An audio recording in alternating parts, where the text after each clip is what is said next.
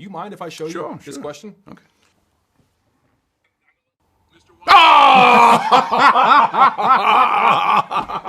Wait a minute.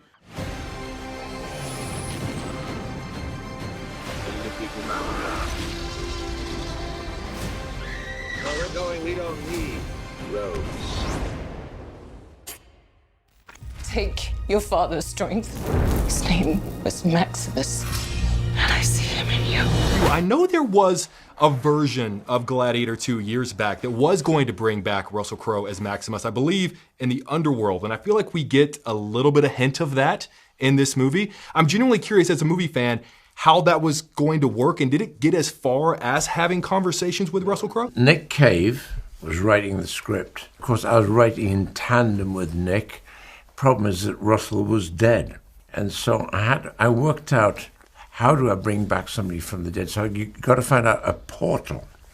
And I thought the only way of bringing him back from the dead is to bring back in battle through a dying warrior. So you come back as a dying warrior. I said, the only problem is, Russell, you look like the dying warrior. It can't be you.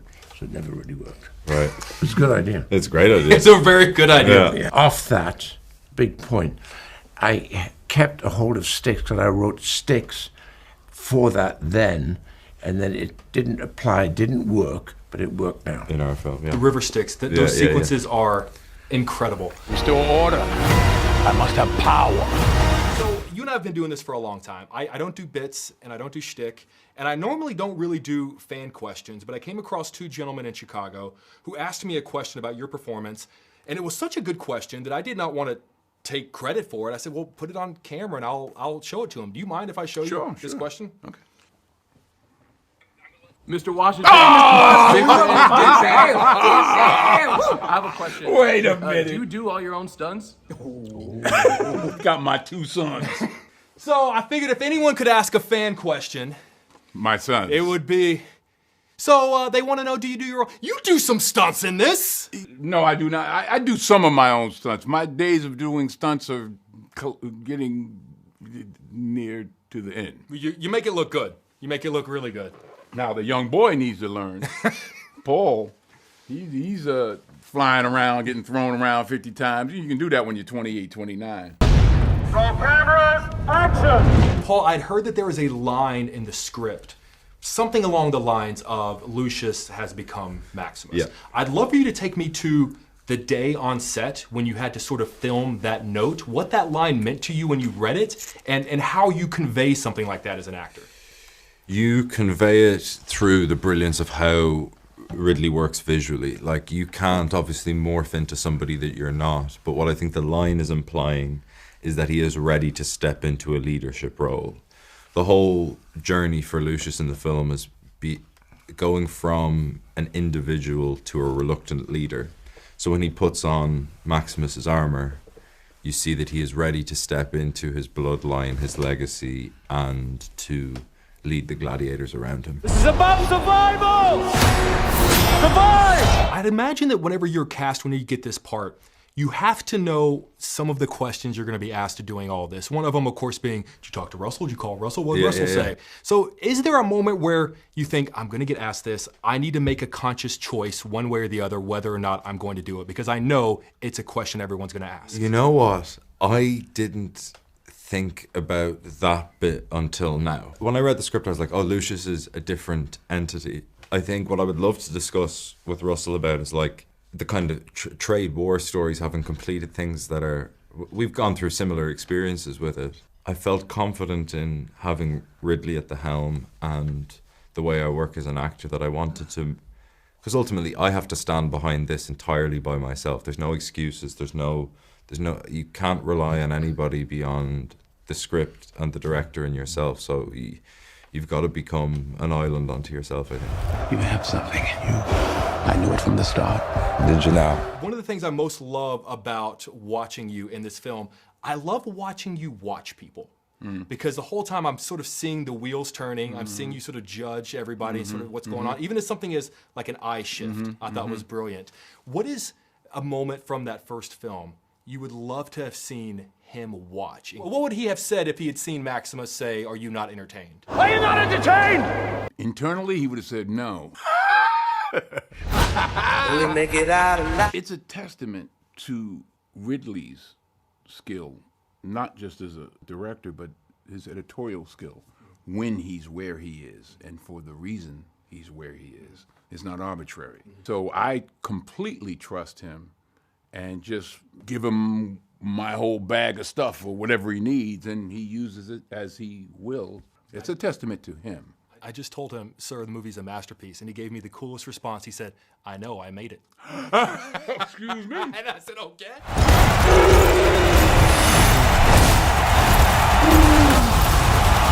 There are a lot of actors in this film who have to do a thing that you've done a lot and very well. There are a lot of actors in this film who have to die on camera. Thinking about all the great death scenes you've had in your career, you've had some amazing ones. How much thought goes into how a character is going to die? Do all men die differently, or does Creasy die differently than Alonzo dies differently than other characters you've played? Nobody plans to die. Like you just blinked, right? That could have been your last moment. If this were my last moment on Earth, I'd be okay if it were with you.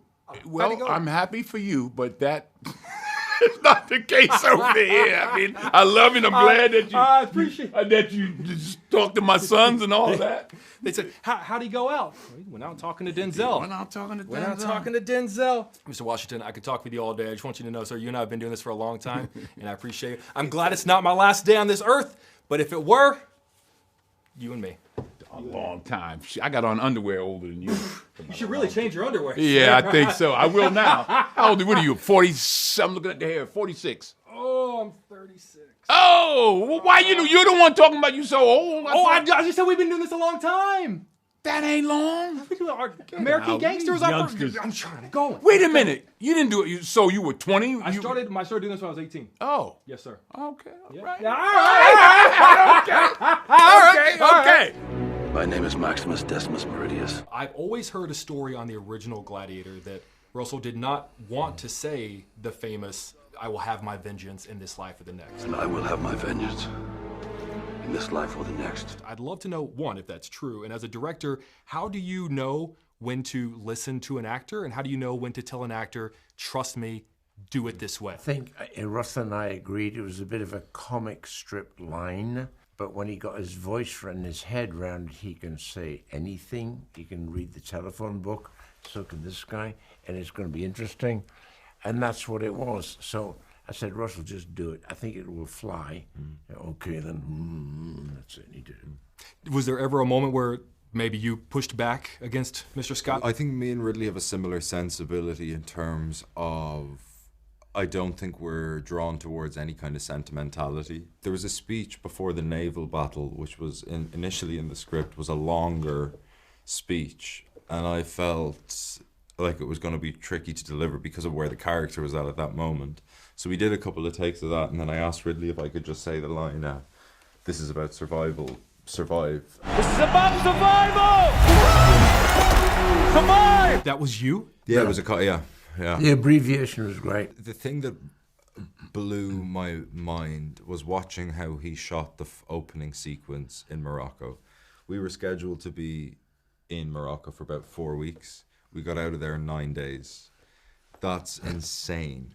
When you look at that opening sequence, I think that should take 2 months. Was ambitious to me. I was looking at that, I was like, what?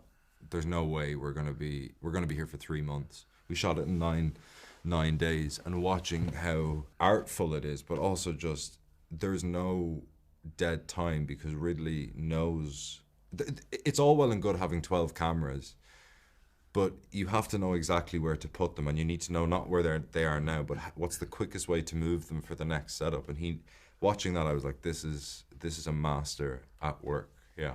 The gods have spoken!